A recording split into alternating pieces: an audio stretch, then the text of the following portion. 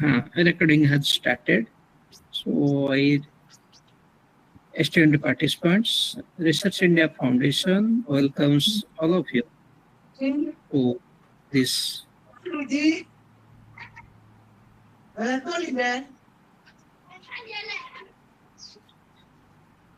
What kind of people have joined? I don't understand that. Okay, first time you are joining or something.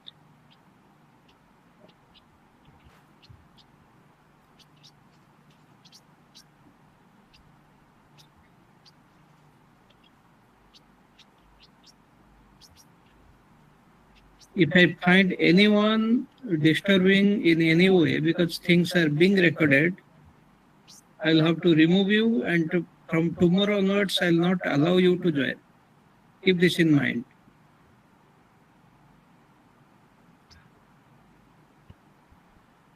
Very indisciplined. Hello. Hello. Yes. Yes, Parmak. Yeah, but I think yes, I think the host should have the authority to mute everybody and you are going to talk. So that we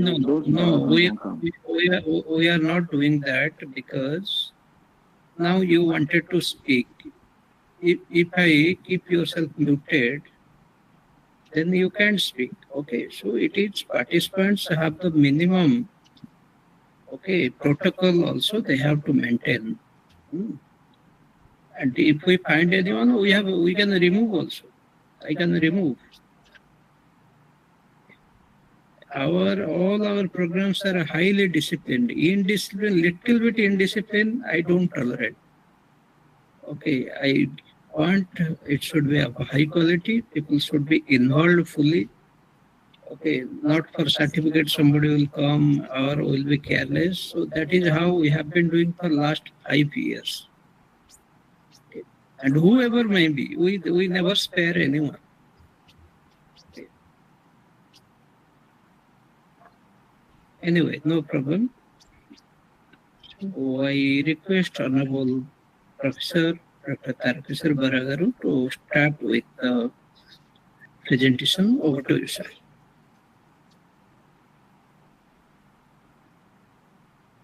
Yes, sir. Thank you. So, dear participants, so yesterday it was very good response from your side. Thank you for your support. Now I'm going to start today the session. Nowadays in the research, it is very important, and yesterday also I told you, if you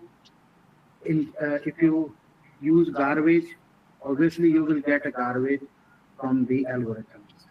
So that's why data collection also very important part when we are going in any research. So first we need to collect the data set honestly, then data organization. We need to organize our data in which format, like structured, unstructured, photos, images, audio, video, various type of data sets that we have. So, and where you are going to store, either you are going to store in the disk or SQL data set as an object, or maybe JSON, CSV. So many ways are there.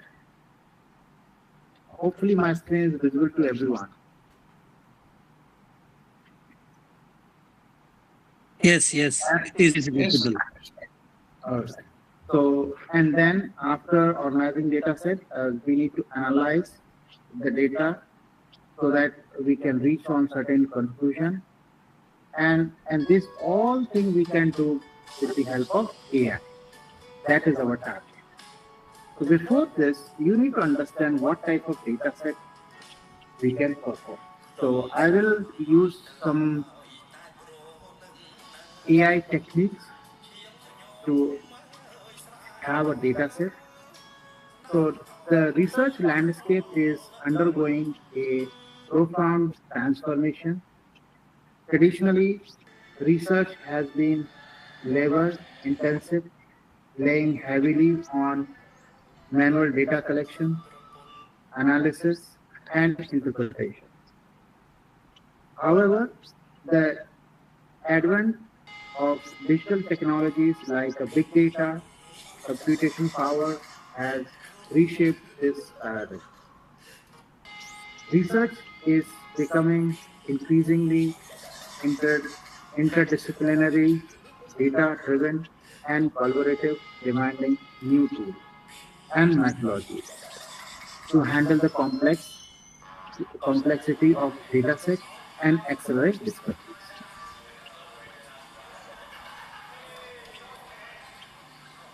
Right?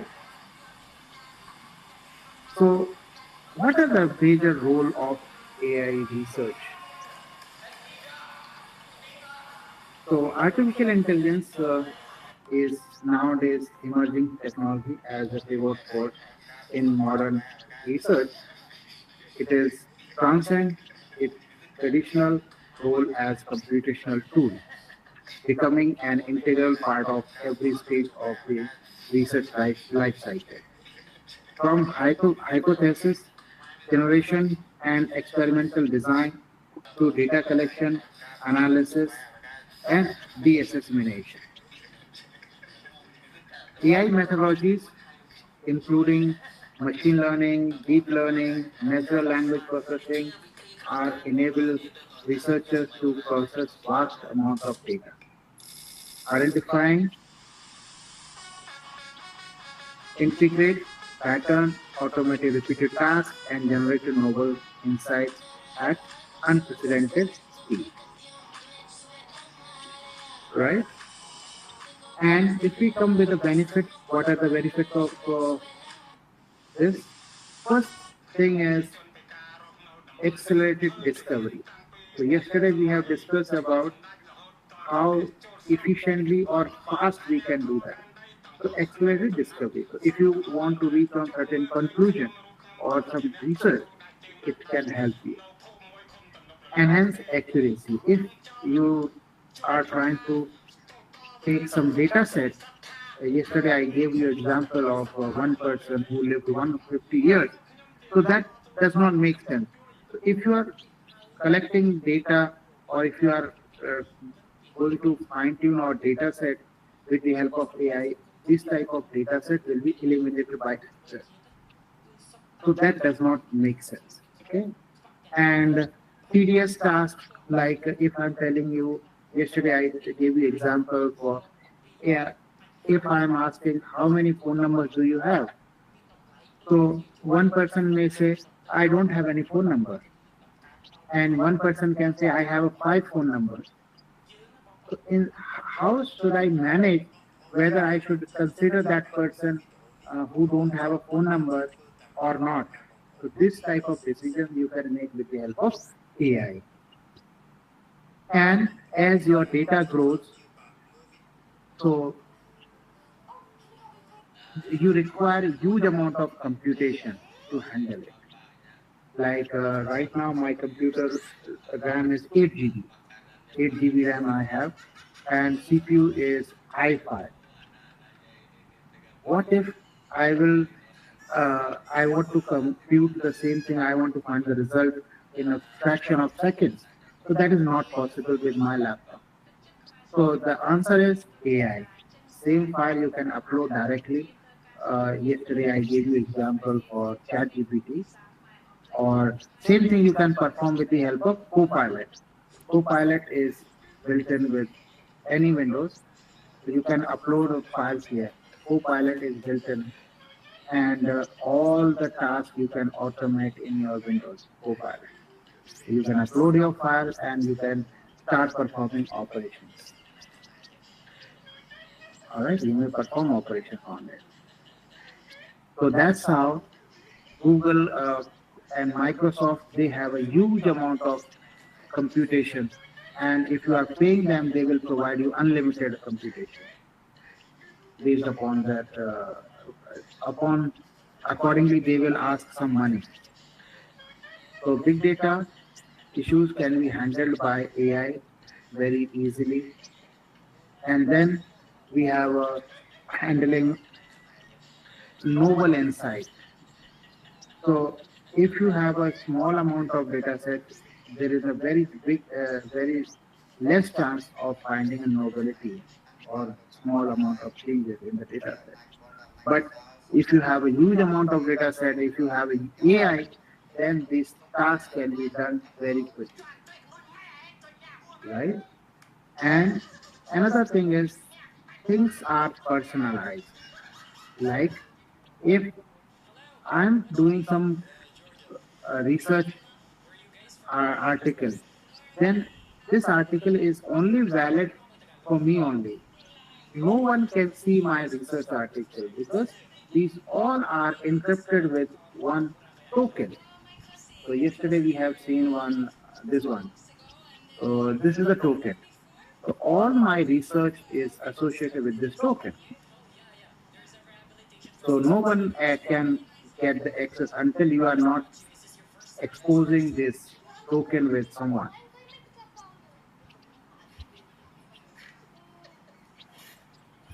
All right. And another one thing we have, as any techniques comes into the picture, so any techniques comes into the picture, it has some advantages or disadvantages as well. So disadvantages are like we have enhanced speed. So if we can find good quality of speed, discovery hidden patterns, automatically AI can repeat the task like cleaning, labeling, primary analysis, and significantly reduce the time and required for research cycle. All right. And if we go with this, so some challenge is also there. So this is all we are doing with the help of AI. So we cannot 100% rely on the AI. So as a human intervention is needed. So to supervise or to review the things, unless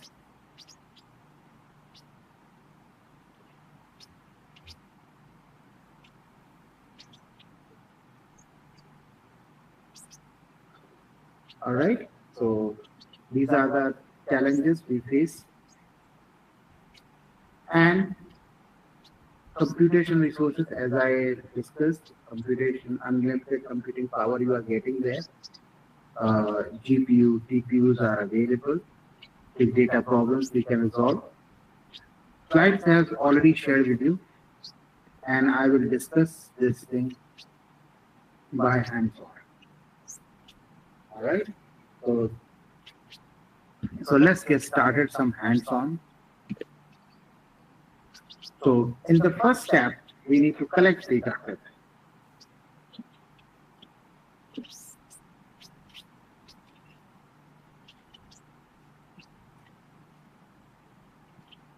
I need to write, I need to perform some data analytics.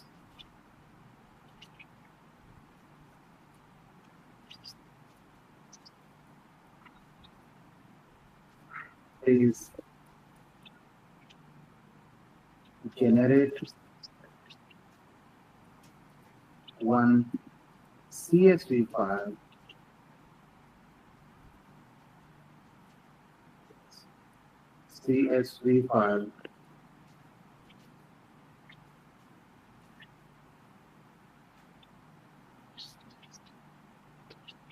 okay. So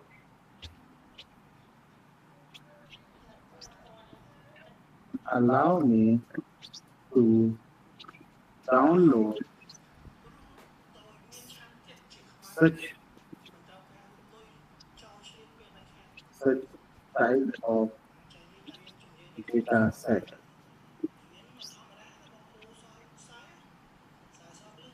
Okay, so however I can generate the content and CSV format and we can download it.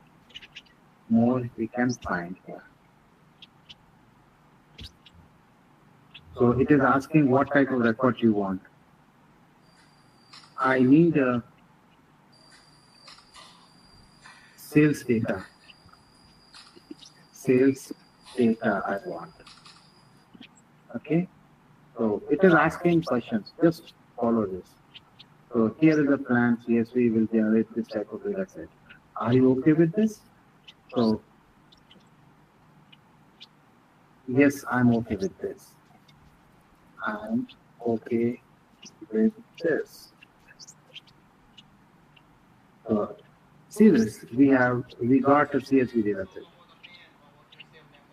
So once this is a fake data set.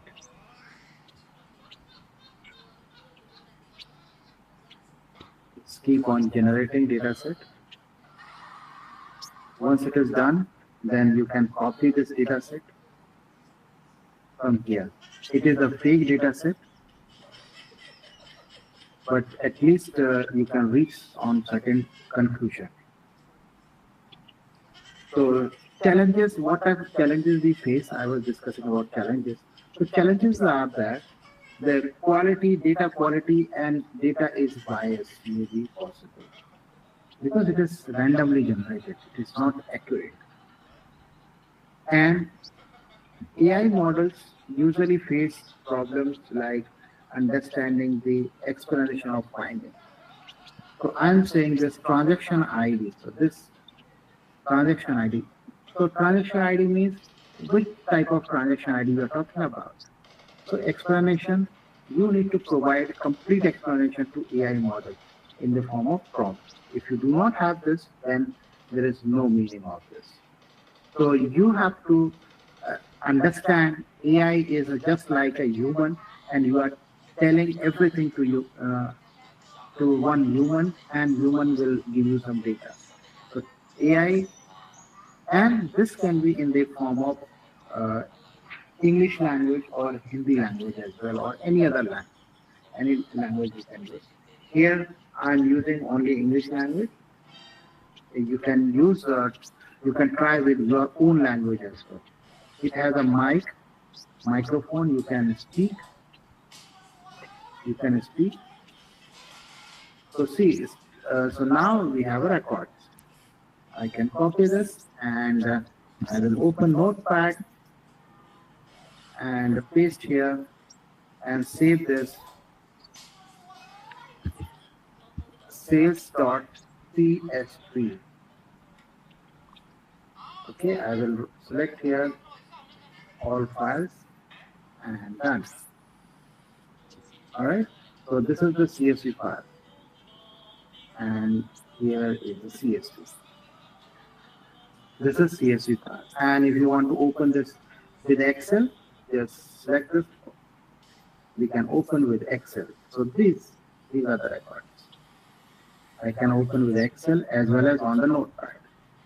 So these I have many records, right? Okay, so I'm not going to concern about these records. I will use AI only. Suggest me what types of analysis I can do with this data set.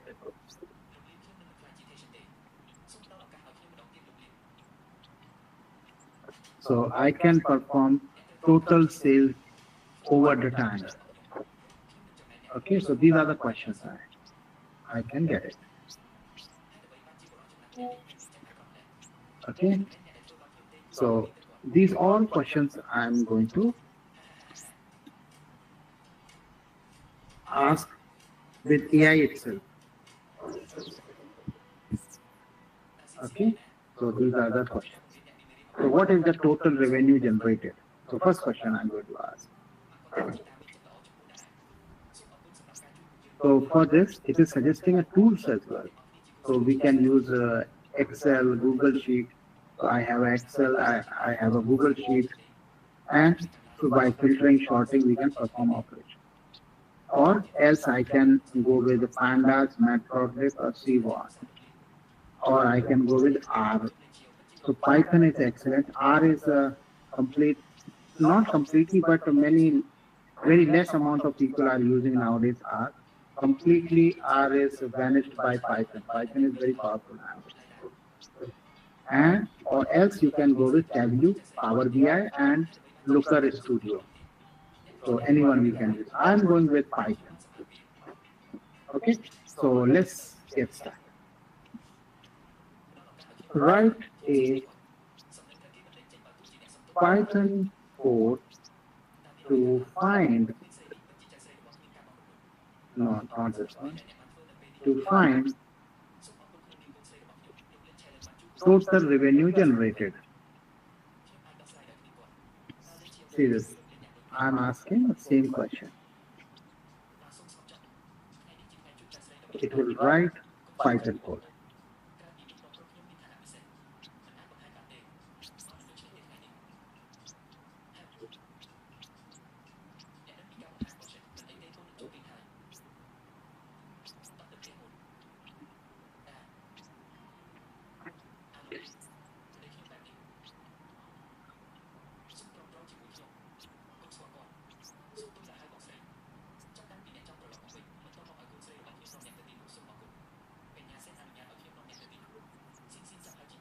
All right, so it's generating code.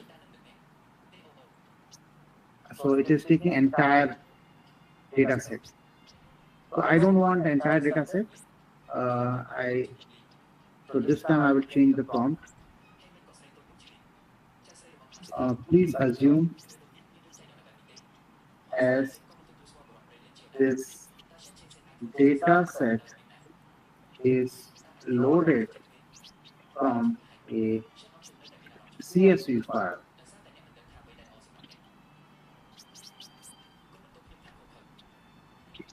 Okay, so like this, it will give you only Python code. It will not generate a entire Python data set again and again.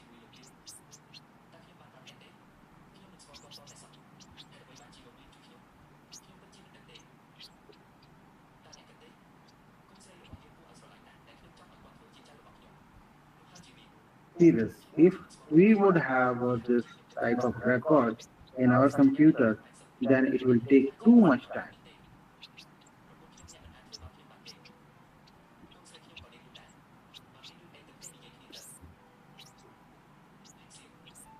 All right, so by the time being, we can proceed.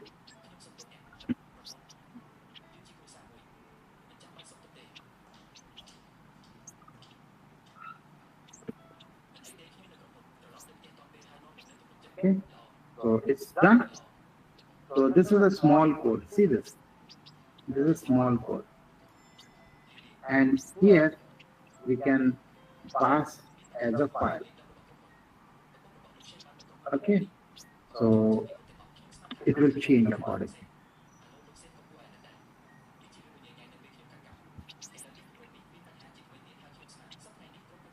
See, this is a small file here, the small code. And I can run this file. I will open the same file location, C and D, and I will write notepad. The same question name I will use. Total generated revenue, right? Total generated revenue dot py. I will use underscore here.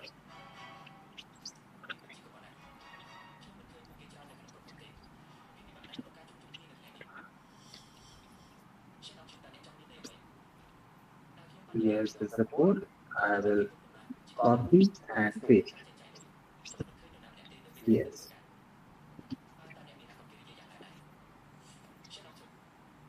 And save it. and now we can run it. Python.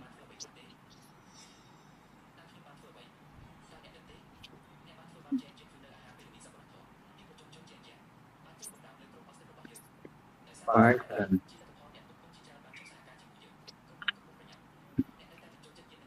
Total revenue. Total revenue. So it will read that file, a record from the file, and it will display the results. So same code I'm see this. Okay, so file name is sales underscore data. I will rename it sales underscore data.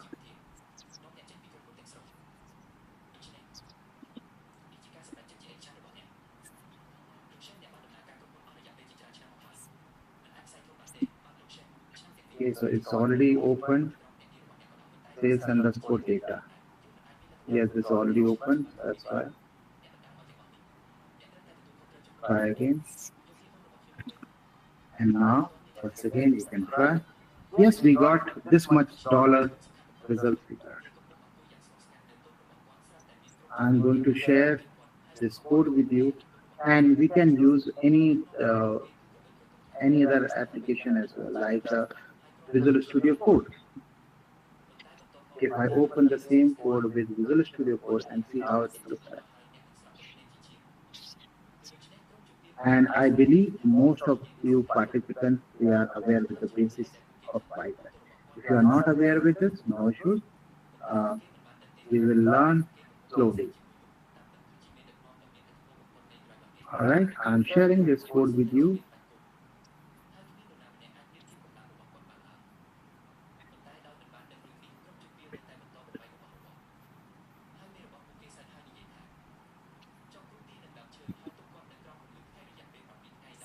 All right, so now let's proceed. We got the results. And the data files, you can generate some data set. Prompt as well, I'm sharing with you.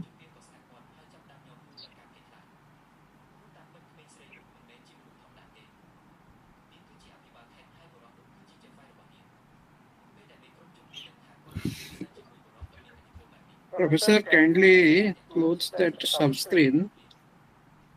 Okay, this one. Like yesterday, just yes, right.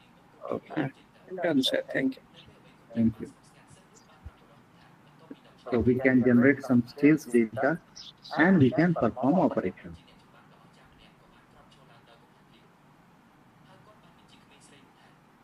Now let's move towards another question. And everything I'm performing, how the sales was changed weekly. So please write a Python code to show how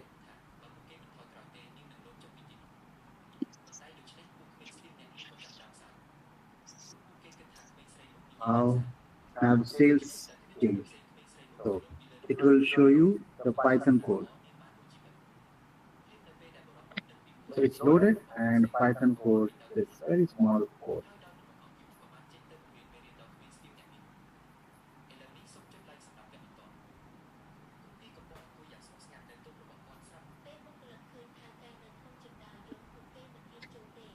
So these questions we need to answer. And another example, if I write, so changes in sale, notepad, changes in sale, .py.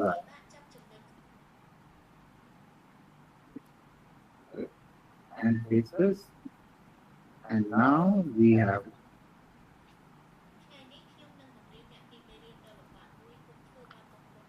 so Python changes in sale. Yes, we got results. It's executing, it's reading the entire code. Yes, these are the changes happened. So in the background, I'm using pandas. Pandas I'm using. Pandas I'm using. This is what the results I got. Now, next question is identify the peak sale period.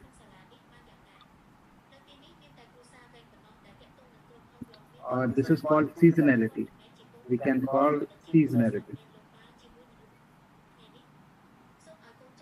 Please write a Python code for,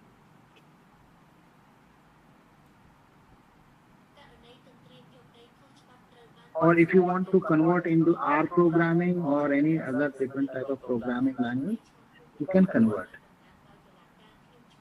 If you are good in the R programming or Java programming, so you can change this in other language.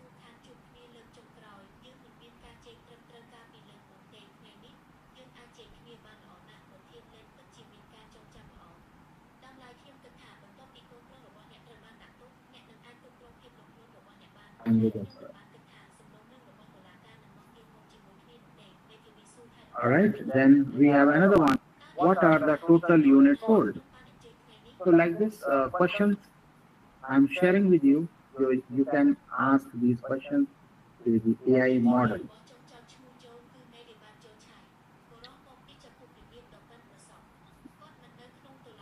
So let me explain this entire thing. So this is the one, total revenue generated, changes in sale. I can open in the Visual Studio Code so that it will look good. I can explain what is happening in the code. So first we have imported pandas as PD, imported because input output may be possible. Your code may not have a permission to execute. So that's why import IO. Then we are trying to read file. In case file not found, then in that case we are writing file not found exception. So it is writing a code very neatly, very clean code it's writing. So it's writing a comments as well. So comments are considered best thing to write in the code. So whenever you are writing any code, so please follow the instructions. Each and every line must have comments. See this quickly, it's the entire code is there. Now coming back to the ethical concern issue is a big problem. Ethical concern, like we have not asked anybody about concern whether I should publish this data to someone or not. Maybe chat, you don't know. You are just saying that please generate some data, but how you can know that this data is coming from some other source? So only ChatGPT or Gemini knows about it. So if you are using generative AI, in that case you you can find yourself some in trouble related to consent. Next, computation resources. Obviously, computation resources are where is that? Yes.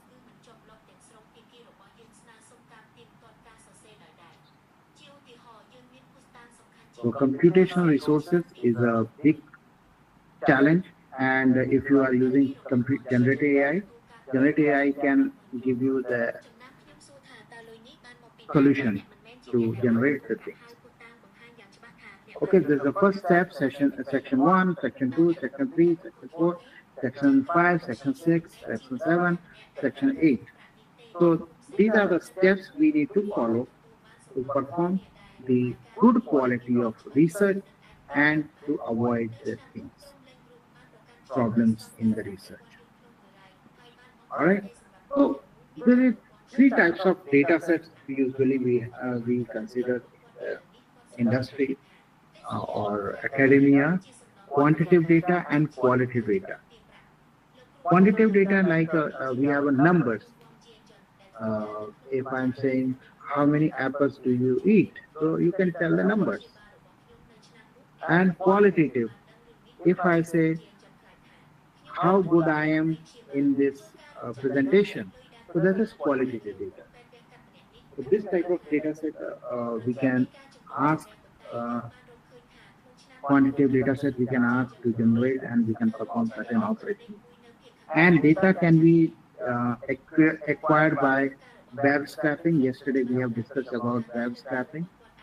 Uh, Beautiful Soup is a very popular library to perform web scraping or integrations. Public data set we can download, and sensors data we can collect.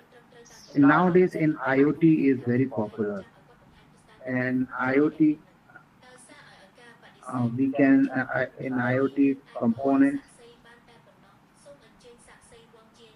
IoT simulator. One moment, IoT simulator online. See this. Walkie is an IoT simulator online available, and various type of boards are available, like Uno. This is a very popular one, Arduino Uno, ESP32, SMT32, 5 Pico. You can use any one. Okay, so let's say I have some data set and I want to collect data from IoT devices. It is not necessary to have a data set on your machine. It can be located in virtual as well. No need to have a data set or equipment in your hand. This is a virtualized. So many virtualized applications are available here. These are some examples. But if you want to draw from the scratch, you can draw IoT related. So I'm not going to discuss anything about IoT, just I'm giving you some examples. So let's say this one. And simply I can run the IoT code. And this, whatever data is being generated, this data can be collected in the form of CSV to perform certain optimization, certain data analysis. Now coming back to here, so this is a code, Python code to analyze the sales trend identity.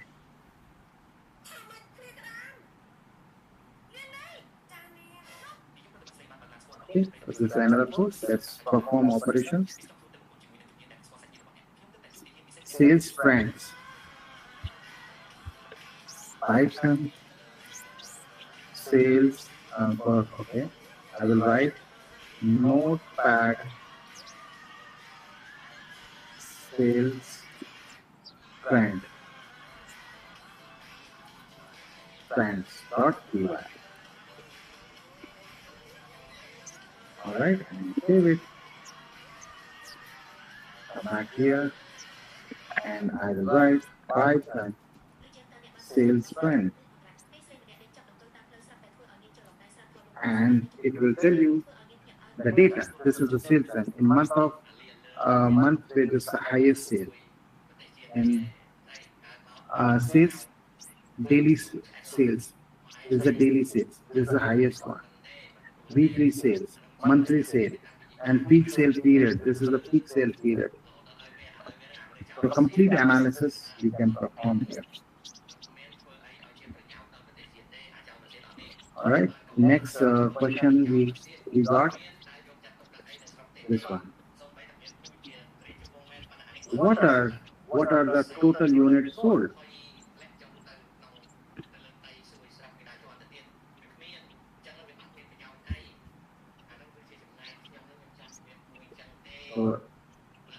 And no need to set context again and again. Once you already set, and this time I'm just asking the question, it will write a Python code to me.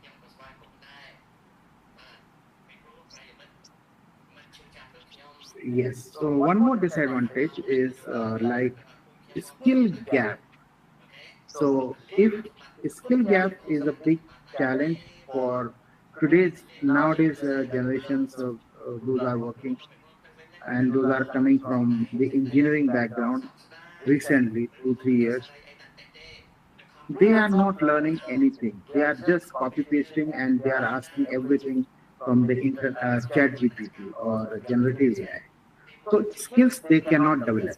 This is a big challenge. So that's why yesterday I told you AI can help you to learn. So you can use AI just for learning purpose. Not when you are in the industry, you can use AI to perform your task, complete your job.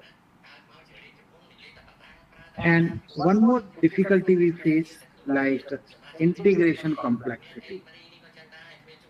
Integration complexity, like I have done something work on Gemini, but I want to export this on Chat GPT. So in these things are not possible till now. We cannot export. If in further, because I'm a programmer, so in further we can integrate with the help of this one token. So any token can consume the results from one AI to another AI. But this feature is right now not available. Uh, if you want to develop something, you can develop by yourself as well. Or in case if you want any support from my side, I will help you. So this is giving me some results, but Python code did not provide it. So please write a Python code.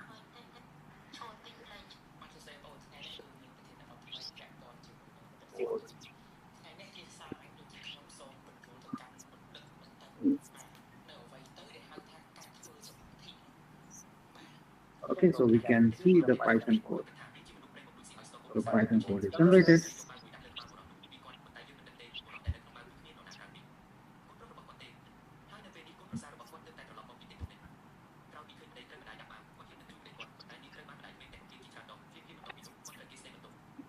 So this is the Python code. Total units sold. Notepad. Total unit sold. Dot write. And I can run this. So Python.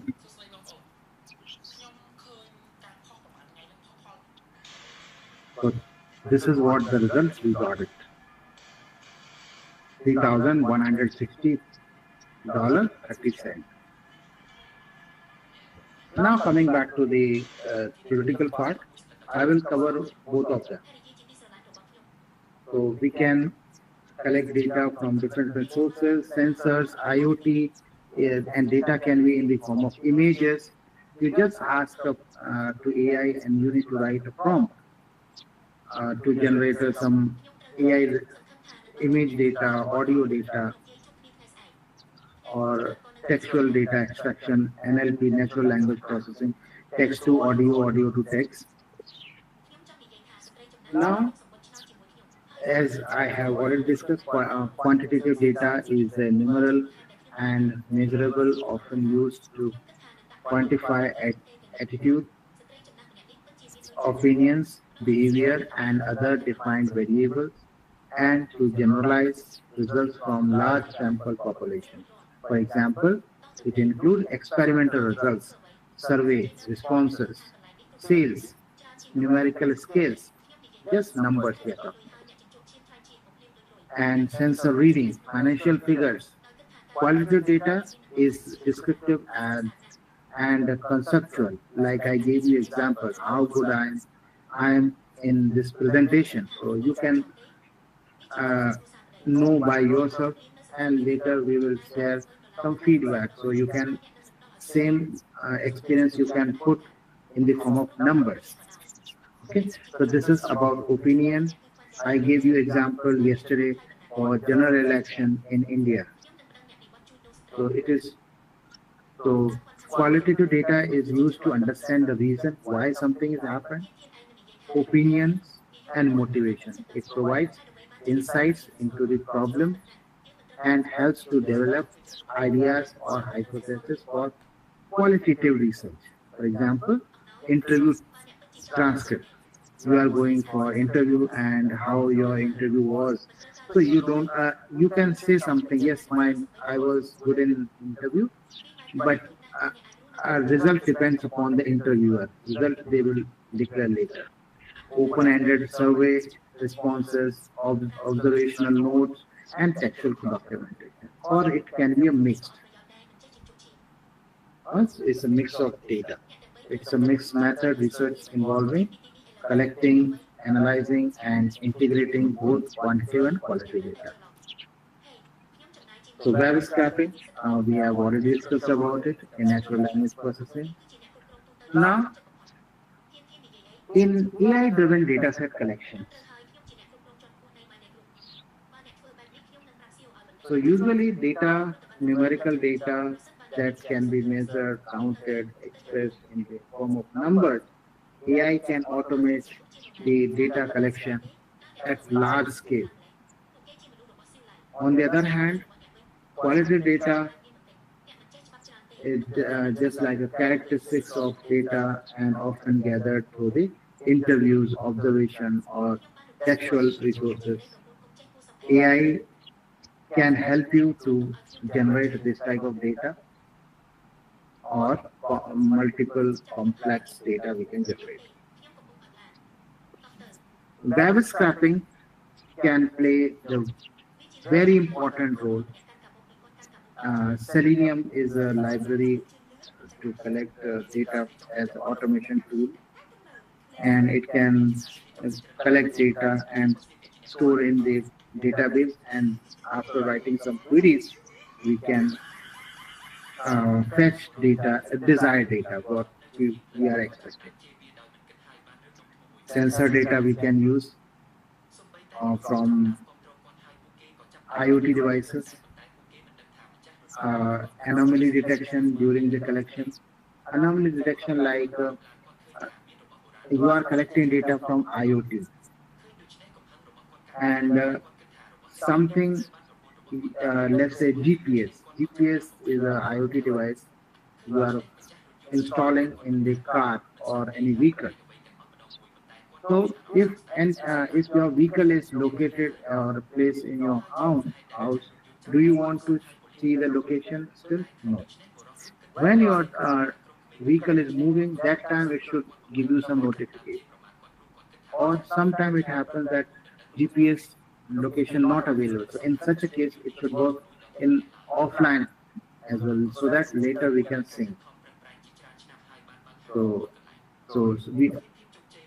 this entire data can be uploaded on the cloud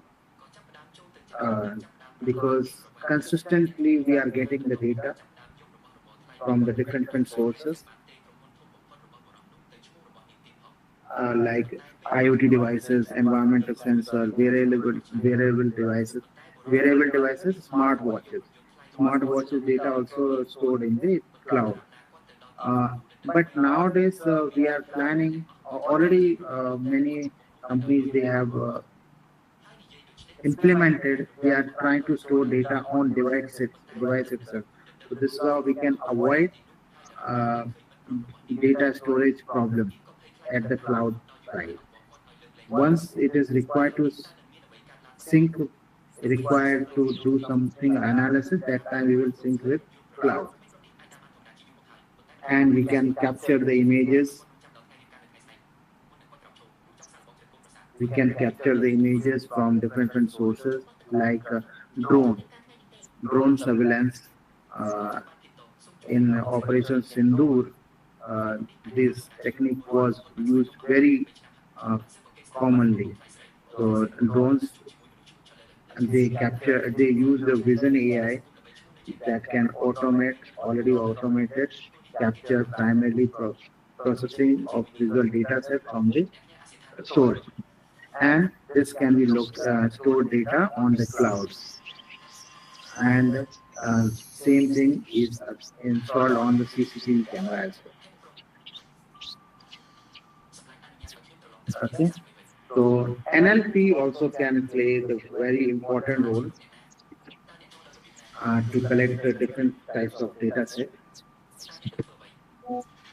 Yesterday, as I discussed, for web scraping, we can use Scrappy, Beautiful Soup, or Puppeteer. Puppeteer for Node.js. For cloud storage, we can use uh, AWS Kinesis as a data warehousing tool, and PubSub messaging tool. We can use PubSub stands for publication and subscribers. This is the technique we use to send or receive messages. Let's take an example. You are going in a hotel. So in a hotel, you have a one point of contact, which is known as the reception. If you need a water, just you can make a phone call to number 9. Usually in India, number 9 is used for in hotels or placing orders. Or if you facing any difficulty, you just dial 9 and reception, they will respond. Immediately they will collect your order and they will provide service later. So this is called, this mechanism known as publisher or subscriber. You are publishing your request, subscription will come later. And another example, newspaper. So you can subscribe more than one newspaper at your home. But let's suppose you are not available at your home, but still newspaper vendor will give you a newspaper. So this is a good example of publisher and subscriber. And many publisher subscriber tools are there, like a Kafka, RabbitMQ, ActiveMQ. They are applications we can use, and these all are implemented. Same implementation done by the Google Cloud, which is known as Google Cloud PubSub, as your event hub for streaming data. Like, it will not collect or it will not give you the entire data in one shot. Whatever data you want, it will give you that portion of the data. IoT platforms are available like AWS IoT Core, Google Cloud IoT Core, Azure IoT Hub for sensor management, computer vision API like OpenCV for Python library, TensorFlow is a framework developed by Google to process the high dimensional data with the help of TensorFlow, and PyTorch for image and video processing purpose we can use. NLTK is a very widely used library for natural language processing. Other libraries also we have, like a SparkEye, Hugging Face Transformer, and NLP by Google Cloud. So anyone we can use. And commercial data or free data you can download from the Kaggle.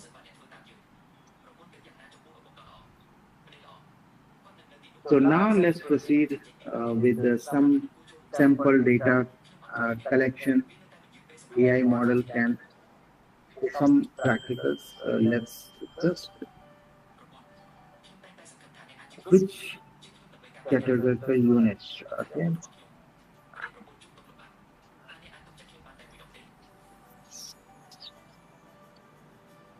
Please write a Python code to this one. So it will write Python code. Or if you want R programming code, you can copy it. You can get R code. R, Java, Python, JavaScript.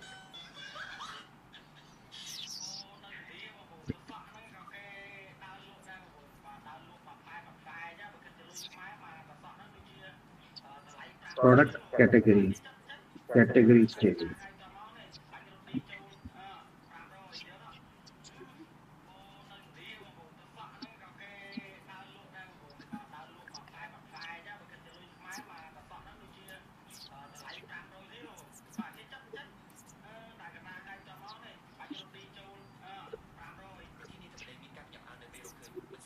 Alright.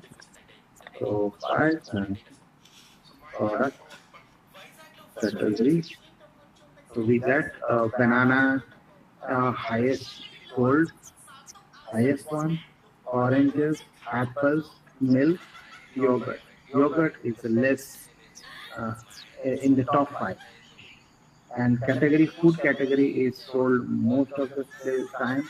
Apparel, home goods, electronics, books. Other questions we have like calculate average total price.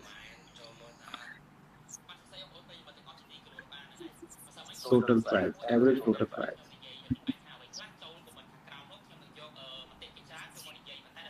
Write the Python code to calculate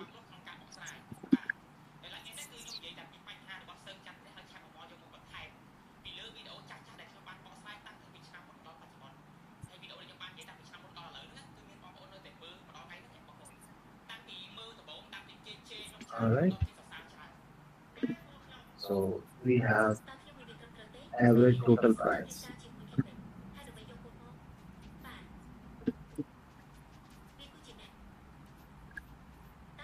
AVG total price dot UI.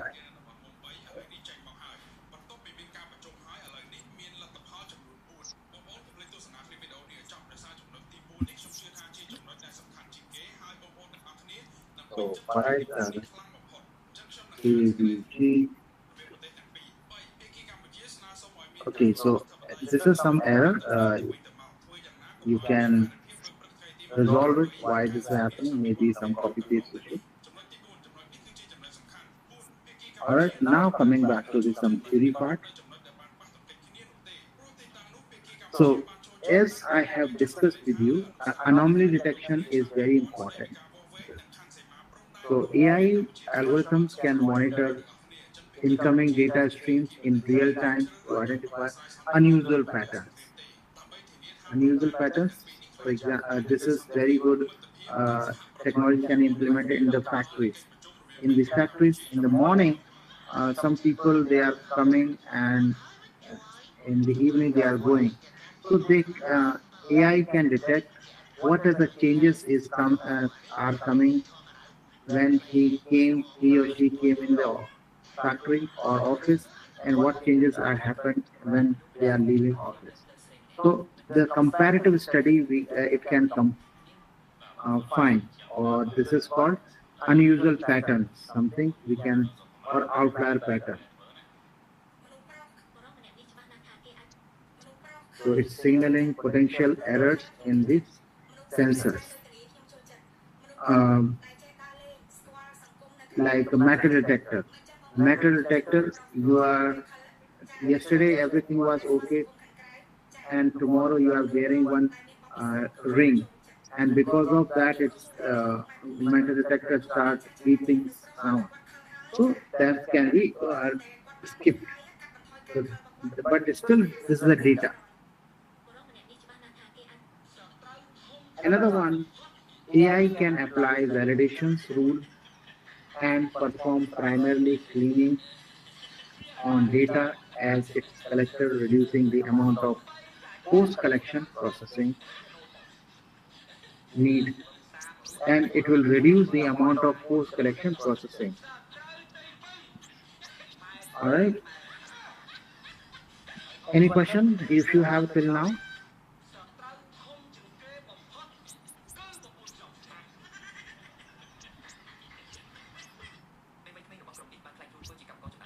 So one big challenge we face in the industry, like data volume and velocity. Managing and processing extremely large volume of data arriving at high speed can overwhelm infrastructure and requiring robust scalable solutions. So AI is the best solution, or cloud is the best solution on it. Based upon the requirement, it can scale up or it can scale down. If you use traditional or single computer environment, this cannot be implemented as it is. Hopefully, I'm clear to you.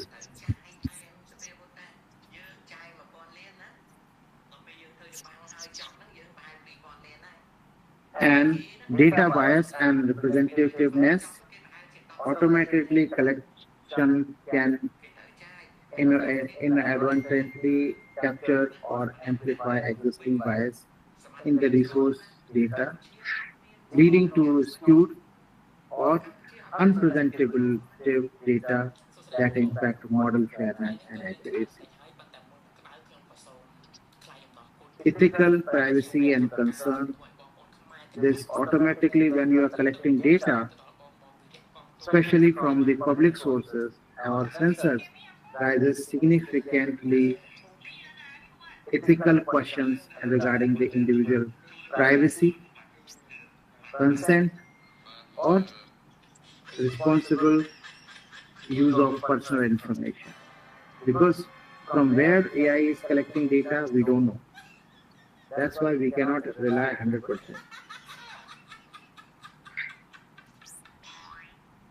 So data structuring also very important. Data structured, semi-structured, unstructured data. Appropriately, data is very crucial. Structured data fit into the predefined schemas. Like I'm collecting data for person. So name, address, city, phone number, gender. So before collecting the data, I have already specified the column, required column, and format as well. And I need to fill the data as specified structure only. So that is a predefined structure is known as schema. So some data set can be with a schema that is known as structured data set. Semi-structured, like they are look like a structure, but they are not 100% structured. They are in the form of text file. So schema, with a schema or structured files are like a SQL, maybe SQL, MySQL, Oracle, any this type of data set we call it structured data because it requires a schema. Semi-structured, like we have a JSON, we have a XML data set that is known as CS, semi-structured data set. Unstructured data set, we have like images, videos, audio. They are known as unstructured data set. Another one is metadata management and annotations. Metadata, like data about the data. Data about the data means like in a college or school, all students, they are coming and they are learning. So if I want to know about anything about student, I need to go with attendance register or their mark sheet or their academic track record. So actual data is student, but data about the data, when he came in the class, when he attended the class, when he did not attend the class. So this is known as metadata, data about the data. Data about the data provide context, provenance, and meaning or sense so that we can relate to something. Its proper metadata management and data annotations must be labeled properly. Then only it can be relate in a sequential or in appropriate manner. Next, data storage solution for large scale research. The best solution is go with the cloud. Cloud storage is the best solution. You need to pay money as per the requirement. So for storage is always very available in very less price. So AWS S3 is very popular. It is very low price bucket. You can share with other people as well. AWS cloud storage and Azure blob. So these all three are very popular to store data. But if you want to create your data sets in locally, like Modi ji said, uh, your data should be stored in country itself. It should not go outside. So government has created their own and HDFS, and there we are storing data. So entire Aadhaar card data set is stored in the form of distributed file system, and data can be stored in the form of SQL or NoSQL. NoSQL is a more reliable and distributed and fast storage. MongoDB and Cassandra. Anyone we can use. For warehouse, data warehouse, using tools, we can use data lake and data warehouse.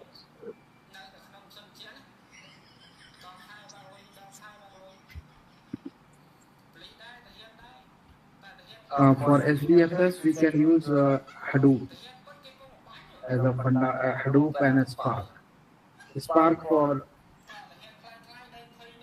MapReduce, to perform MapReduce operations, and Hadoop for only for storage. Spark to become very popular nowadays to perform MapReduce operation. But same thing with the Hadoop, it was a little complex because people has to write code in Java. And Java, it's a programming language, very difficult to find the desired operation. MongoDB and Cassandra NoSQL database is very popular. Now coming to the data processing and future engineering. Data cleaning and imputation, or you can say handling missing values or outliers. Missing values strategic include the deletion of data. So yesterday I told you if data is not relevant, so we can delete the data, rows and columns, imputation like mean, mode, or median, we can replace by using a mean, mode, median. In a statistics, we might have studied this one. Using these models, robust to missing data. Outliers, I gave you example, something that is true, but it is not fit in the actual data. If that is sometimes it's impossible, seems. So that type of data we can consider as outliers. Or another term we can say outliers identify and handle extreme values that can skew model training, removal of transformation. Then data can be normalized, or you can say data transformation, normalization, standardization, scaling. First, we'll discuss about normalization. Normalization means we can scale numeric features to fix the range. If I said something is coming within the range 0 or 1, we can normalize the data. Let's take, if I write gender. So there are so many possible ways are there to write a gender. Male, female, M, F, so many possible things. If I replace with a number, if male write a 0, if female write 1. So like this we can normalize the data set. Standardization also very important. Let's say I'm writing, I have given to you 05 rupees, $05. So 05 does not make sense. I should mention it as standard 5. So, and instead of mentioning 5, we should mention the which currency, which unit also we should mention. So scaling features to have a 0 means unit variance. Scaling, scaling like a general term we use for adjusting the range of features, and this technique ensures features contributing equally to the model and prevented dominance by features with large scale. Alright? Next one comes into picture, features selection and extraction. In the data set, all features or all the columns or we can say features may not be relevant to fulfill your research. We need to select those are relevant or those are not relevant, you can leave them. So you need to choose the most relevant subset of original features to improve model performance. Or it will avoid overfitting. Overfitting, we generally face this is a big challenge in the research model evaluation and enhance the interpretability. Feature extractions like we can create new or more informative features from existing ones like PCA, principal component analysis, TSNA, or domain specific transformation. You can do.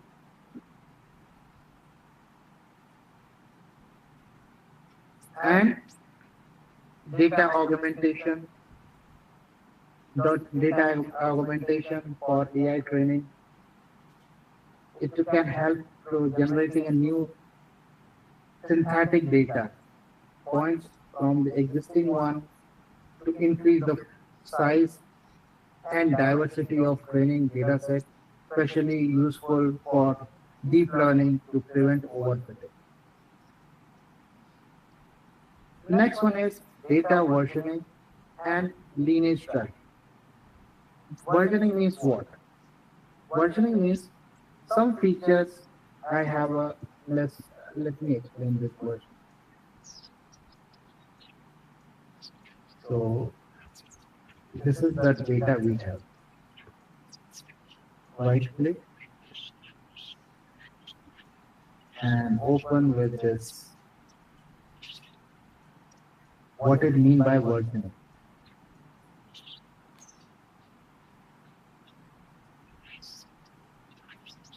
So this is the data set, right?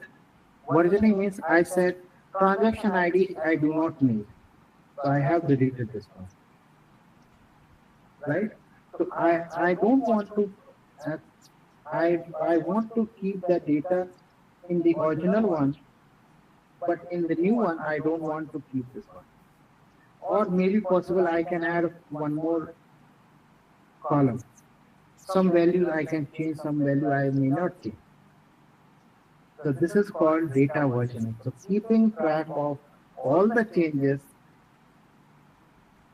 during the time when what was the changes happened and who did what. So this is known as versioning of data set. I don't want to save anything in the related to data transformation or data version.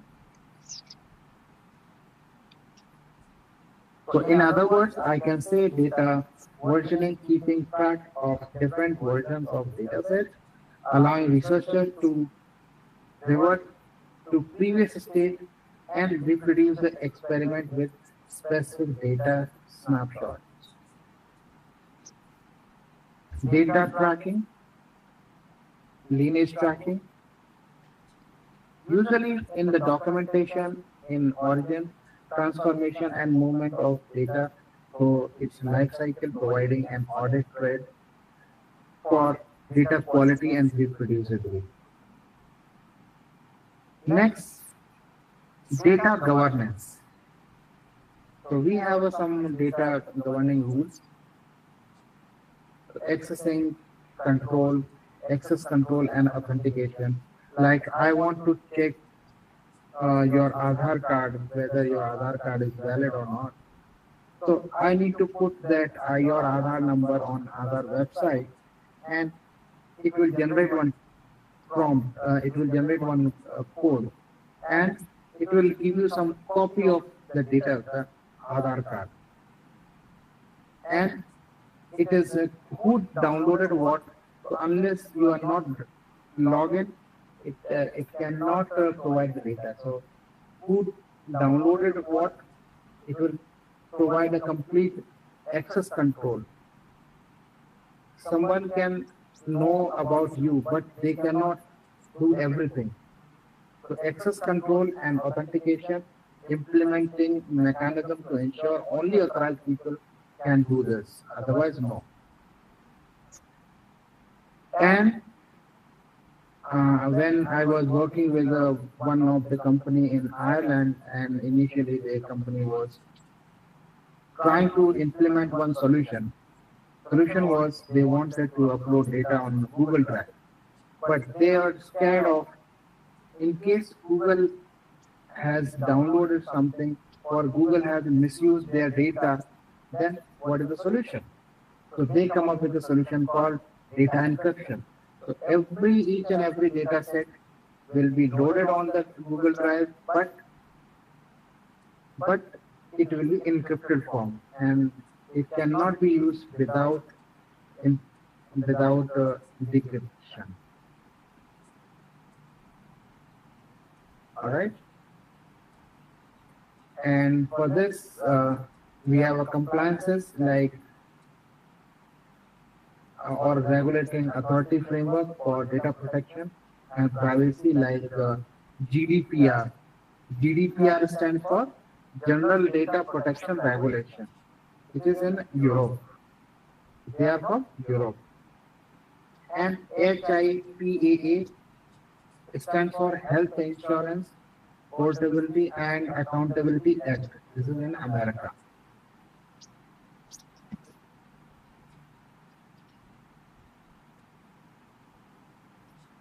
Next, AI-powered data analytics techniques. So, AI-powered techniques, we have a supervised learning, regression, classification, unsupervised learning, clustering, dimensionality reduction, reinforcement learning, deep learning architecture like CNN, RNN, and transformers.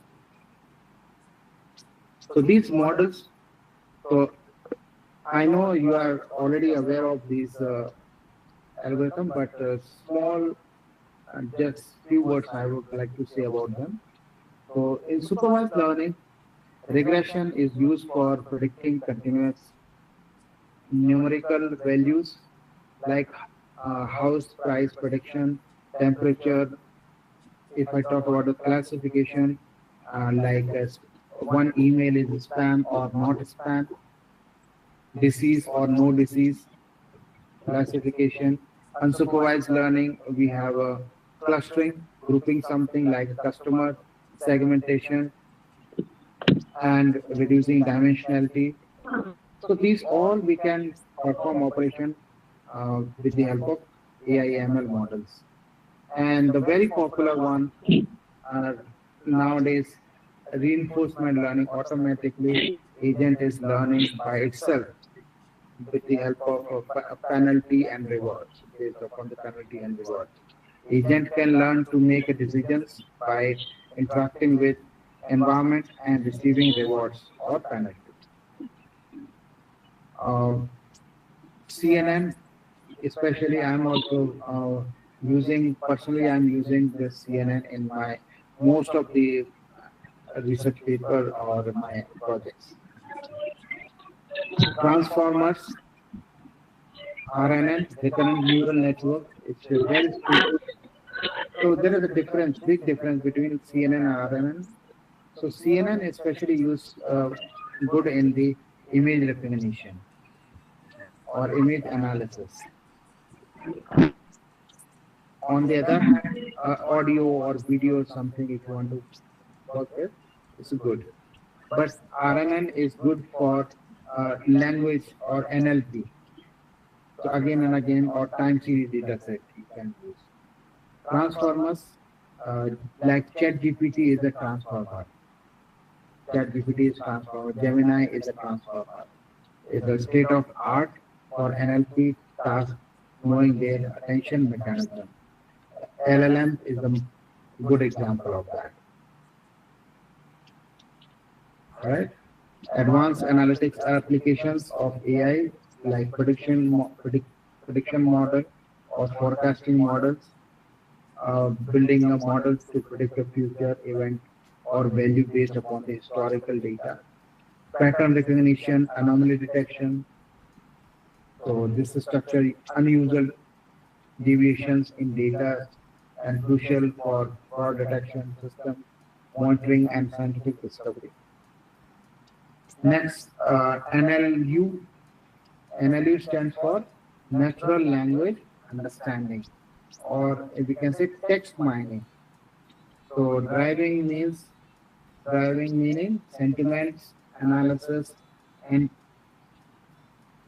entities from the human language text. Uh, as I'm speaking English language as well as Hindi language.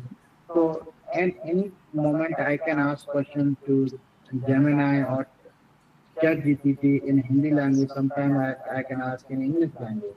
Or if I would know some other language I can ask. But it will answer according to the language I'm speaking.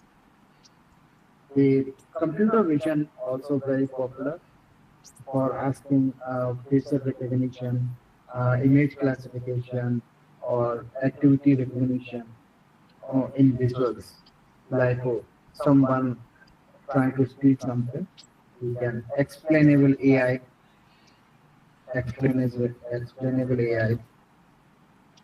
like research transparency, importance of model explainability techniques for explaining AI. Examples are line, sharp, SHAP, sharp, and feature importance. LIME stands for Local Interpretable Model Agnostic Explanations. So this explains about predictions of any classifier or regression by approximating it locally with an interoperability model. SHAP stands for S Apply Adaptive Explanations. It assigns each features an importance value to particular prediction or based on the theory. Features are important and quantifies the contribution of each input features for model overall prediction, often derived from the previous models or permutation.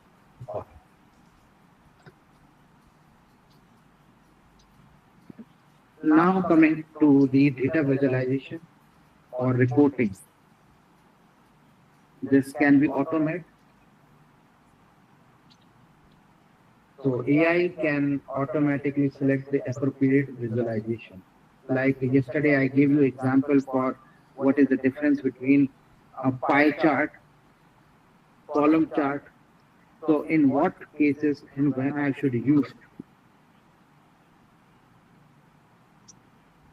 So AI can tell you, or automatically it will implement or it will visualize the data in correct format. It will select the appropriate visualization and generate dynamic dashboard that update with the new data, providing real-time insights. Next, interactive visualization. Interactive visualization means it will give you, wherever you click, it will display the value of that number which is associated with it. So AI can power interactive visualization that allow researchers to explore data from multiple perspectives and uncover hidden patterns. narrative generation from data insights. AI can assist in the generating natural language summaries and narratives from complex data analysis, making finding more accessible to broader audience. So what are the tools we can use, tools and framework for AI? So in Python, these are the very popular library, TensorFlow. I'm personally using TensorFlow, PyTorch, PyTorch, scikit-learn. In short, we got sklearn, pandas, numpy. R packages, personally, I'm not using, but in academics, some people might be using, especially MBA people, they are love to go with it. But Python have all the solutions. Python is a one big solution and better solution.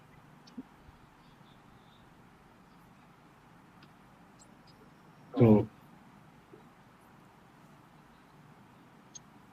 TensorFlow especially is open source, PyTorch open source, sklearn open source, pandas, numpy, these all are open source libraries. sklearn especially used for machine learning, traditional machine learning algorithms we can use. Pandas especially used for data manipulation and analysis. NumPy, numerical computation with arrays. R packages like the ggplot or dplyr, lyr, caret. Okay. And personally, I have provided training in America with these Google Cloud platforms, GCP, AI platform. And no need to write all these code. Just you provide the data and it will provide uh, as possible analysis by itself, AI platform. Same AI platform available with Google and in AWS SageMaker and Azure we have ML. Now coming to the ethical consideration or best practices. So now protecting data, sensitive data is paramount. This involves anonymizing or pseudo-anonymizing, differential privacy and strict access control. So ensure that individual identities and confidential information are not compromised during the data collection, storage and analysis. So all AI models can introvertly learn or perpetuate bias present in the training data set and leading to unfair or discriminatory outcomes. That can lead to bias detection. So usually the data can be biased. So bias detection also can be performed using AI. So actively we can identify, same just you need to write a prompt on AI, it can find a bias. So actively we can identify bias in data or model prediction. So that's why nowadays AI based bias detection is very popular. You just write a prompt. Fairness and fairness matrix, like specific matrix to evaluate fairness across the different demographic groups. Mitigation strategies, employing techniques to reduce the bias during the data pre-processing, model training, and post-processing. Diverse team, ensuring diverse perspective in AI development teams. Data security and compliances, implementing robust security measures like encryption, intrusion detection, and regular audit, and adhere to relevant data protection regulations like just now we have discussed GDPR, HIPAA, or CCPA are crucial.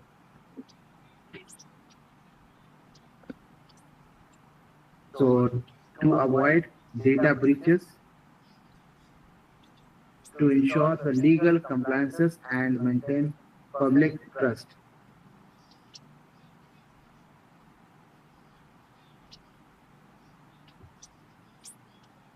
Hopefully I'm clear, or if I'm audible to you everyone. Now coming to the responsible AI development and deployment. So here, developing and deploying AI system responsibly involves accountability, transparency, human oversight, and impact assessment. These are the major things we need to consider. Accountability, like establishing the clear lines for responsibility for AI systems outcome. So AI should generate the data according to the people, not the someone, anyone coming and it will start generating. No. And it should be according to the geographic location. Geographic location. It should not be come from another country, because we are uh, in the world we are full of ambiguity. Same word may have a different meaning in India, but same word may have a different meaning in some other country. So that's why, or same word in the same country may have a different meaning. For example, if I talk about BAT, back, why it is needed? If I say BAT, so bat, I can talk about cricket bat and or baseball bat,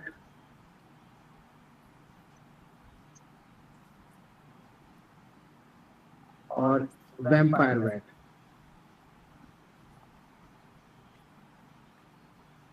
So which bat? So different meaning according to the my context it should display. Next, transparency.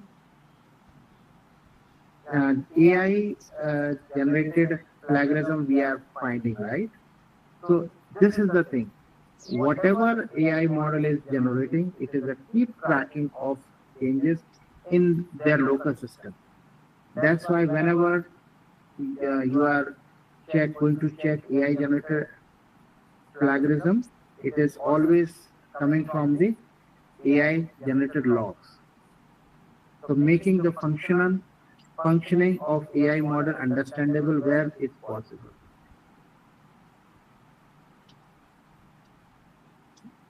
Okay, next, transparency and reproducibility in AI research.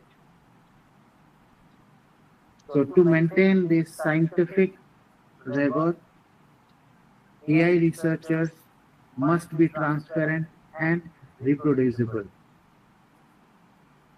So what are the things we need to keep in mind? First thing is open data code. Whatever you are doing, it should be open.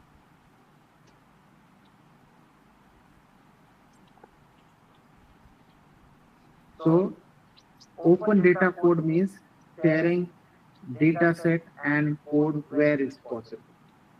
So the good example is Kaggle. So let's come back to this Kaggle. Kaggle. And here I can search sales data set.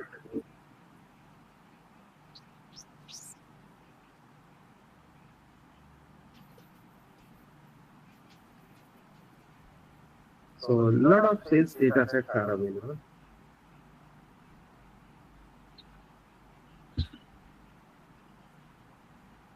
So a lot of data sets are available. And whatever they did, the entire information is located here.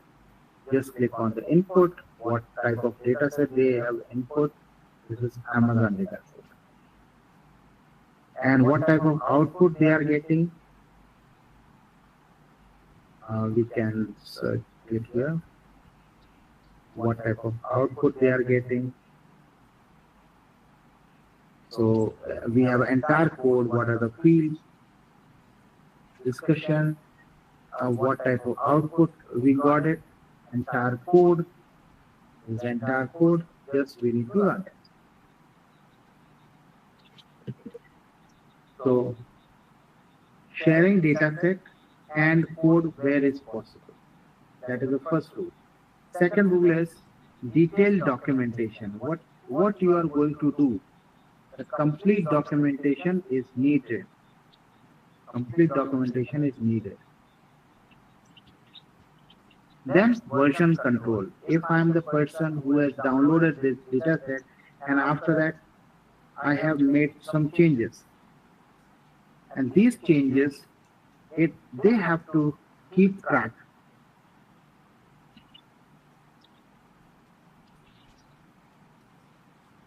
I can open a new notebook and I can try to make changes. If person they like to these changes, then they will accept, otherwise no. So yesterday we had discussed about GitHub. That is used as a library or platform where we can work upon the repository management. Clear reporting. Clear reporting. Whatever the results are you are getting, the entire code should display or it should work. So you can run, create a book, notebook, and you can run it. So this is open completely. It can present result clearly and honestly, including the limitations. Simple, we can click on play button.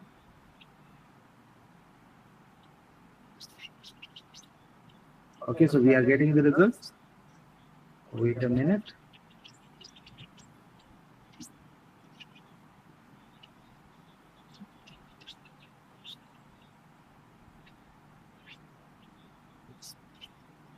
It's getting required. So it will take time.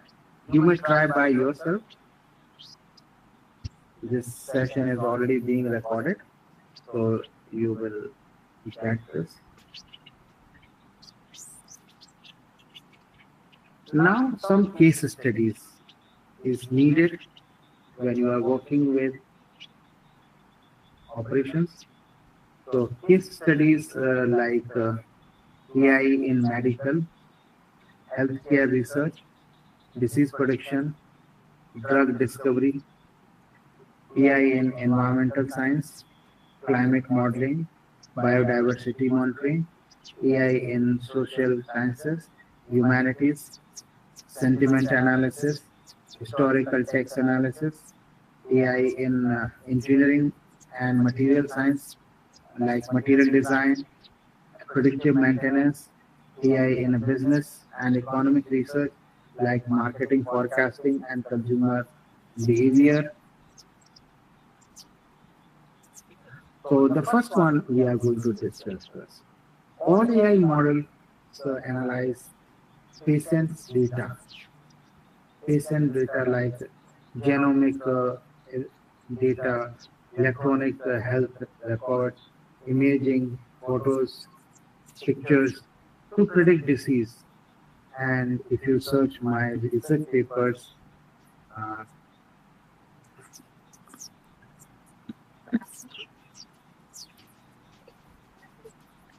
if you search my name and in the Google Scholar or any platform, any research platform,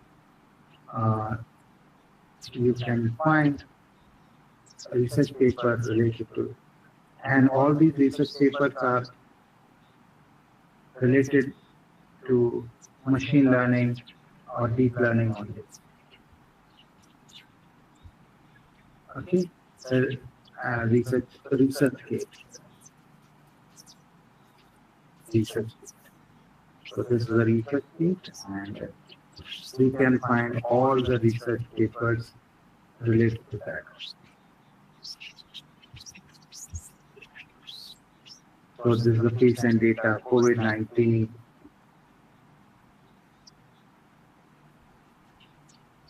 So all AI model can analyze patient data related to genomic, electronic health record, imaging to predict data set, progression, and risk. Drug discovery we can use in the drug discovery, in COVID, during the COVID period, all scientists has worked very hard and resulted a good quality of vaccine in low price. So this is all possible with the help of this AI in this drug discovery. AI can accelerate the identification of potential drug candidates and predict molecular interaction. So one of the scientists who was experimenting on the vampire bats, or first time he found this type of virus automatically. By his own, he has uploaded genome sequencing, and based upon the genome sequencing, other scientists they got some solution, and finally we found a vaccine. So AI can generate identification of potential drug candidates and predict molecular interaction and optimize drug design, and significantly reducing the time and cost. Next, personalizing medicines treatment. You don't want to directly visit to the doctor. At least you should. Primary treatment you can find from personalized medicine from AI, based on the genetic makeup, lifestyle, or disease characteristics. AI in environmental science, climate modeling, biodiversity monitoring, and AI can enhance the accuracy of climate models by processing vast environment dataset, improving predictions of weather patterns, sea level rise, or extreme events. Another good example about biodiversity monitoring, AI-powered computer vision, acoustic analysis, identify and track species from the camera trap and audio recording, aiding conservation efforts. And another one very problematic, and that is pollution monitoring. In New Delhi, governments in New Delhi, pollution is very high, and AI can analyze. Already solutions are implemented, many solutions are already implemented. AI analyzes sensor data to detect and predict the population level in the air and water. And if something goes up and down, immediately government can take initiative to reduce the pollution. As we have discussed about AI in social science and humanities, sentiment analysis, historical text analysis, sentiment analysis, NLP, natural language processing, analyze social media, news and articles, and public discourse to judge public opinion and sentiment on various topics. Based upon the public interviews, we can reach some conclusion. Historical data text analysis, like AI extracted themes, patterns, and connections from vast archives of historical documents, revealing new insights to past societies and cultures. Behavioral economics, behavioral economics, like AI analysis. AI can analyze a large behavioral data set to understand consumer choice in the shopping complex, what type of products can be liked by the customers, and market dynamics. It can help to understand market dynamics. AI in engineering as well, engineering like material design can be done very fast. AI can accelerate and discovery design of new materials with design and desired properties by simulating molecular structure and predicting performance. We have already I saw one application design in the Python to discover a new drug. Just you need to put the chemical or any material together, and you can see the results in the computer itself. No need physical exploration of the data. No need to perform any real experiment on rats, animals, no, or not human. Directly, it can tell you the effect, how it is effective in the humans or animals. Predictive maintenance also we can do in AI. We can select or we can find maintenance related. In factories, machines are working 24/7. Day night they are working. So at certain period of time, it requires maintenance. So AI can find data collected on the cloud. It can tell you which is the approximately date for maintenance. In robotics also it's very useful, and AI powered autonomous robots for complex tasks in manufacturing, exploration and healthcare. AI in business also very popular, like a stock market. Stock market AI models can analyze economic indicators, market trends, and news sentiment to predict stock price, commodity price, and economic growth. And can help you to understand consumer behavior. Consumer behavior like a purchasing pattern. When you are going to supermarket, what it is expected to know what type of product you are going to purchase. If you are going to buy butter, so obviously there is a chance you are going to buy bread. More chances. So it can help consumer to understand. If you are going to buy a mobile phone, so obviously there is a chance you will buy mobile cover and screen guard. So this will help you to understand the behavior of consumer. Supply chain optimization to consumer understand behavior, like logistic inventory management and routing for greater efficiency. Future trends. So what are the future upcoming trends?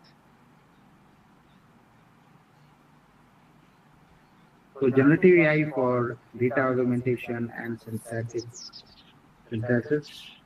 AI like algorithms like GAN, WAE, and diffusion modules can create a new realistic data point. So what are those? Let me show you.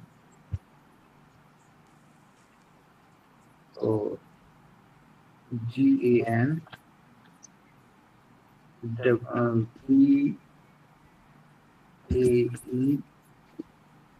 and diffusion.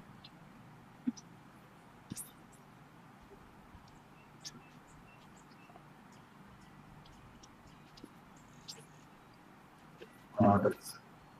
I'm sharing this with you.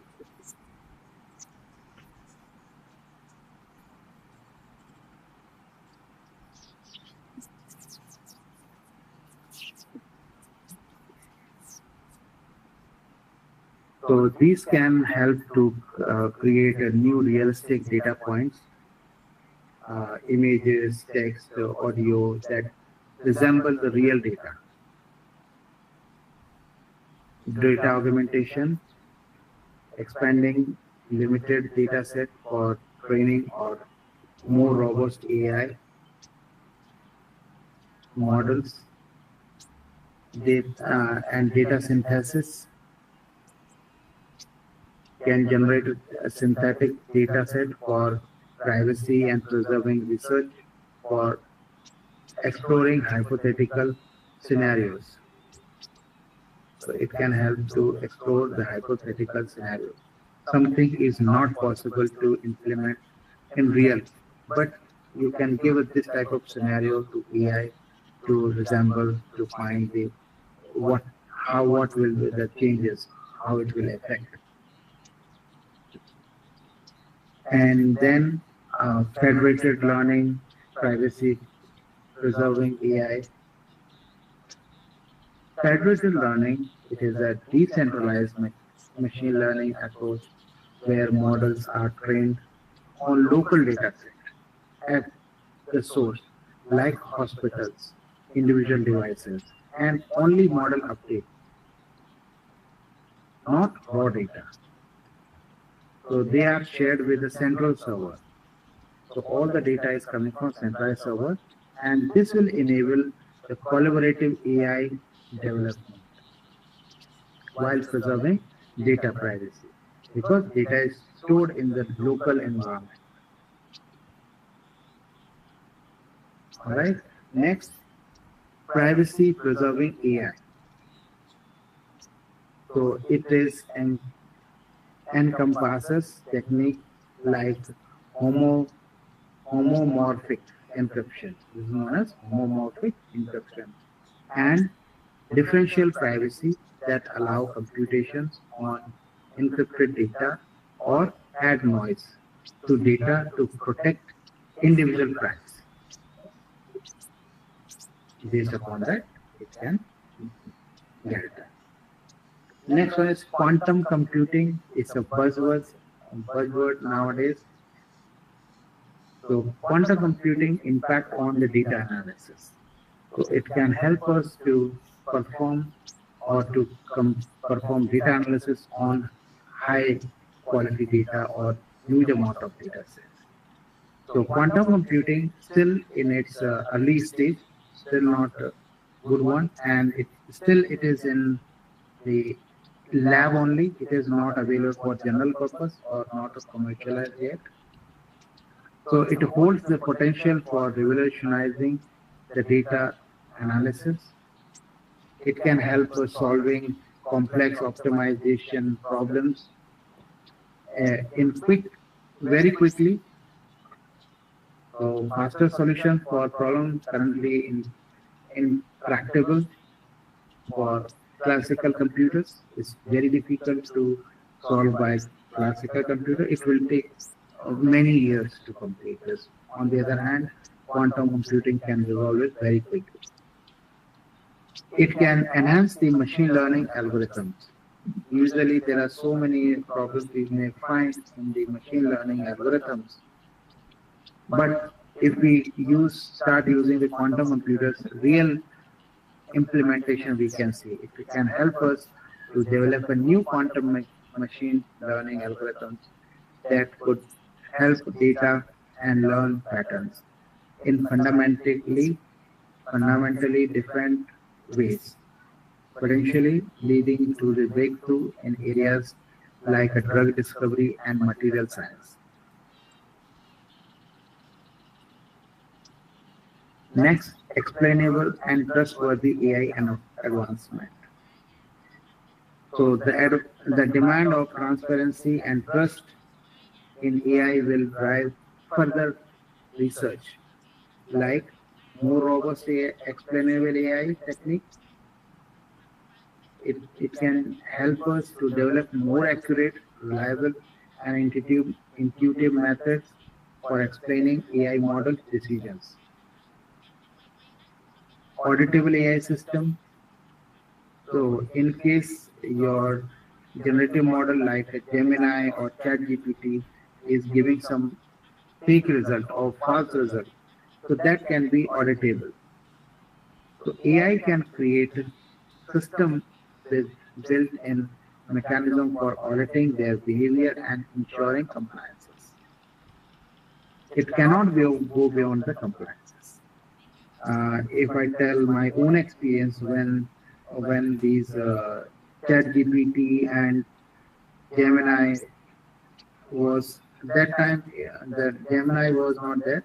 It was Google Bard. So that time I asked about myself. If I ask about somebody, it can reveal all the information about the person. So there is no personalized information available for everyone. Personalized information was available for everyone. So this is absolutely wrong. But nowadays, Google can understand. So that's why it is not revealing everything. Because of so many cyber crimes are happening here and there, that is why. So it is providing some limited information about the person. So AI can help to auditable AI system, creating AI system with built-in mechanism for auditing their behavior and ensuring compliances. AI can human AI collaboration.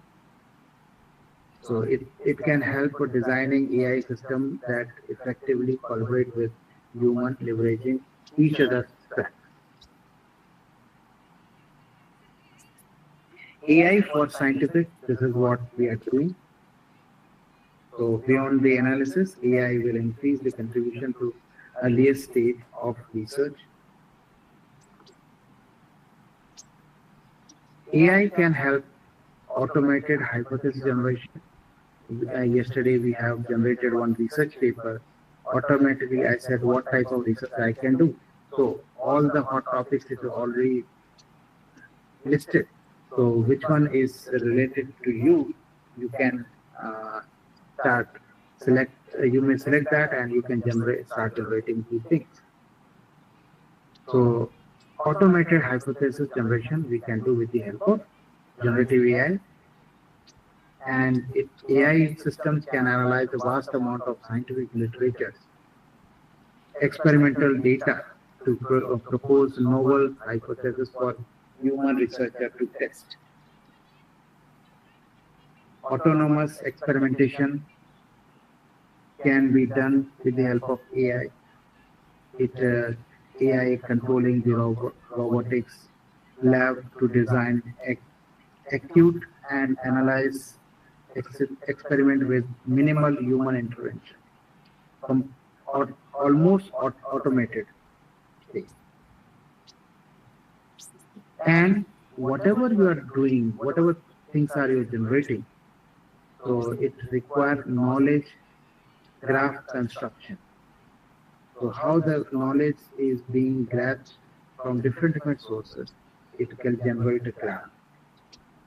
So AI can build and querying vast knowledge bases on the scientific test and uncover the new connections and insights. So now I'm going to conclude this session, and time also already done. So AI is not merely a tool, but transformative paradigm for advanced research impacting data collection, organization, and analysis. It is integration, offers immense benefits in terms of speed, scale, and insight generation. However, it necessitates a strong focus on ethical consideration, data governance, and the development of interoperability and trustworthy AI systems.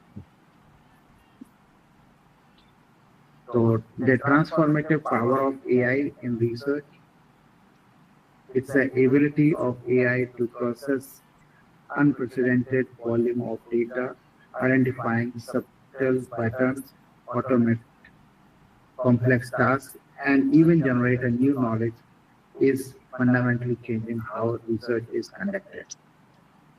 So it is helping us to empower researchers to tackle more ambitious problems, accelerate scientific discovery, and translate findings into real-world impact for more rapid way. So what are the recommendations for researchers? So first thing you need, being a researcher, you need to keep in mind.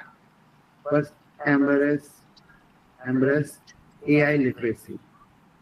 Invest of understanding AI fundamental tools and methodology.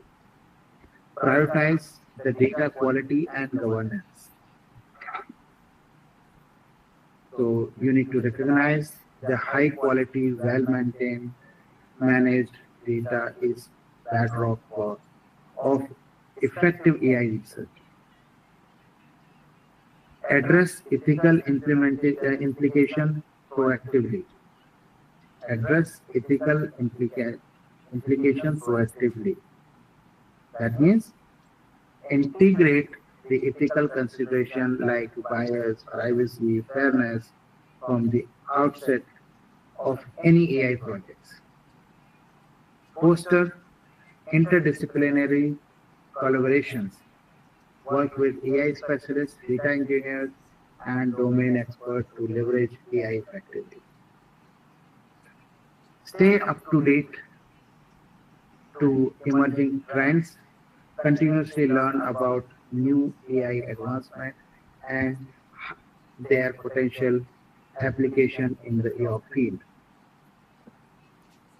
Okay, thank you.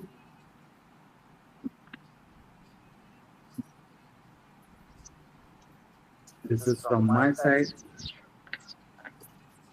Thank you, Professor Tarkeshwar Barua, for such an excellent presentation. Many of our participants, they wanted practical. So this is 100% practical session. I'm afraid many of you might not have been able to understand because of the lack of acquaintance with various software. But this session will definitely help you to understand what AI is. AI is not just giving a prompt in generative AI like ChatGPT or Gemini and getting some data. Much bigger, much better, and more complex data can be generated and handled through various platforms and software. Okay, so AI is very vast, as you can find out. It is impacting all sectors of the economy. Industry 4.0, you can find manufacturing, infrastructural development, Okay, lots of things, business analytics, wherever you can imagine, AI has penetrated now. So that is why it is very important to learn. And learning is, as I tell you, it is incremental. It doesn't happen at a time. Slowly you build on your knowledge and start experimentation yourself. Wherever difficulty, you can take our guidance. There is no problem. But you have to start it. Just seeing a practical, you don't become practical. Just seeing Michael Phelps, who got 7 gold medals in the Olympiad for swimming, if you don't know swimming, you cannot do. You can give a talk on swimming, but you cannot swim unless you enter water and do it. So, therefore, these videos are also going to be available with you. Watch the videos several times and also simultaneously explore on your Google, okay, various things, what they are, how they are, okay. And as I told you, hand holding we regularly do. Whenever you need our help, we'll do. So there is a question from uh, Tamimu Yakubu. So please feel free to ask.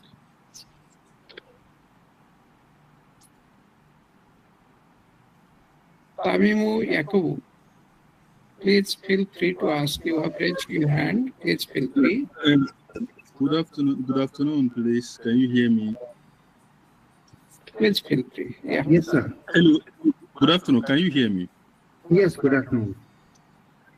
Thank you. In fact, I'm really most grateful to the presenter. You have really been very, very detailed and practical with today's session. I have a little suggestion, and Yes, sir. the suggestion is, because it's an international boot camp, it's an international training. Because of the differences in the way we speak the English, is it possible that we can Yes. enable automatic English translation?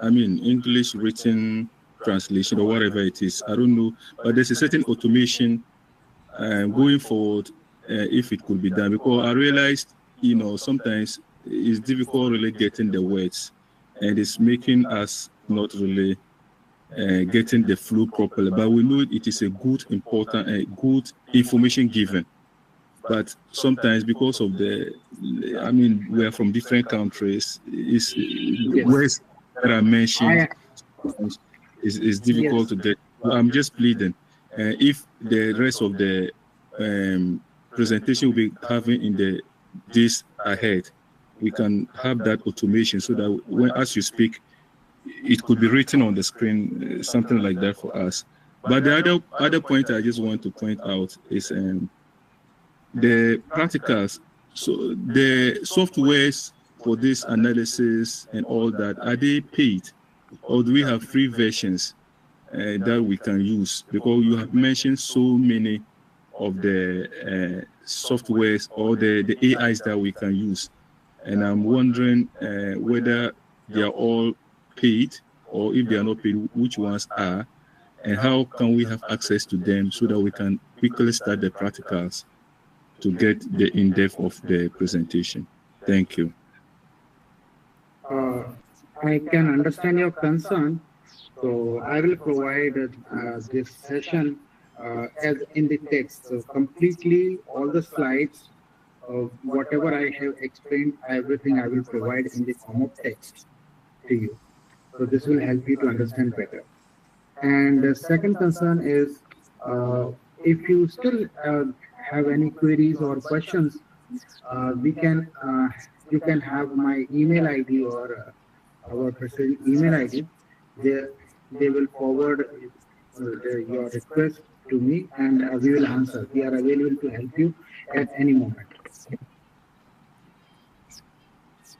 All right. So I have texted my email ID. If any other concern comes into your mind, please feel free to ask me at any moment. And we are ready to help you at any level. Mr. Yakubu, as you can observe, English is not our mother tongue or your mother tongue, okay, but it is a compulsory language for all of us. So the difficulties of accent will always be there, okay, because that is from both sides. So understanding will not be fully because Indian accent and okay, your accent there will be mismatch. But as you said, writing will be very beneficial. So the PPT has already been sent to you. So go through the PPT also and watch the recording several times. So when you understand the concept, then you can understand deeply also. So that is what I feel. And we'll see also, I'll explore what we can do also to overcome this kind of problem that you are facing. That will do also. So, esteemed Professor Dr. Tarkeshwar Barua, Honorable President of Research India Foundation, Governing Council. Sir, fine, sir. Yes, sir. Dr. L. Venkatesam Reddy garu. Honorable Professor Dr. Asadi Srinivasan garu. All the Deputy Chairpersons of Research India Foundation and General Secretaries and all esteemed participants. Thank you very much for making these sessions great, grand. As you know, very few organizations have given